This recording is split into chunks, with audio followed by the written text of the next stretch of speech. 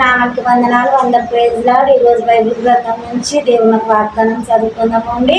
మొదటి యోహాను సువార్త 4వ అధ్యాయము 11వ వచనం చదువుకుందామండి. ప్రియులారా, దేవుడు మనలను ఇలాగూ ప్రేమింపగా మనం ఒకరిని ఒకరము ప్రేమింపబద్ధులమై ఉన్నాము. ప్రియులారా, దేవుడు మనలను ఇలాగూ ప్రేమింపగా మనము ఒకరిని ఒకరము ప్రేమింపబద్ధులమై ఉన్నాము. చూడండి, దేవుడు మనల్ని ప్రేమిస్తున్నాడంట. మీరు కూడా ఒకరిని ఒకరు ప్రేమ కలిగి ఉండాలి. దేవుడు మనతో ఈరోజు మాట్లాడుతున్నాడు. దేవుని యొక్క వాగ్దానము. మరి దేవుడు ఈరోజు ఇచ్చిన వాగ్దానము మన జీవితాలలో విన్న కుటుంబాలకు దేవుడు ఒక మెండైన దీవెన ఆశీర్వాదాలు, ఆయన ఉచిత ప్రేమ, ఉచిత కృప ఆయన ప్రతి బిడ్డల పైన కలిగించాలని కోరుకుంటున్నాను.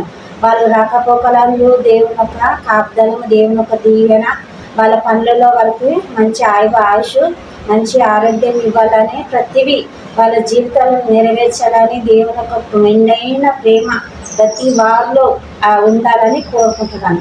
మనలో కూడా ఒకరిని ప్రేమించుకునే వారిగా మనం కూడా ఉండాలి. మన తోటి వారిని, మన ఇంట్లో వారిని అందరితో ప్రేమ కలిగి ఉన్నప్పుడు ఏ స్వార్థం మనలో ఉండదు, ఏ కష్టం మనలో ఉండదు. కాబట్టి దేవుడు ఈరోజు ఇచ్చిన వాగ్దానము దేవుడు మనకు విన్నప్పుడు మనం దీవించి ఆశ్రయించును గాక. ఆమేన్.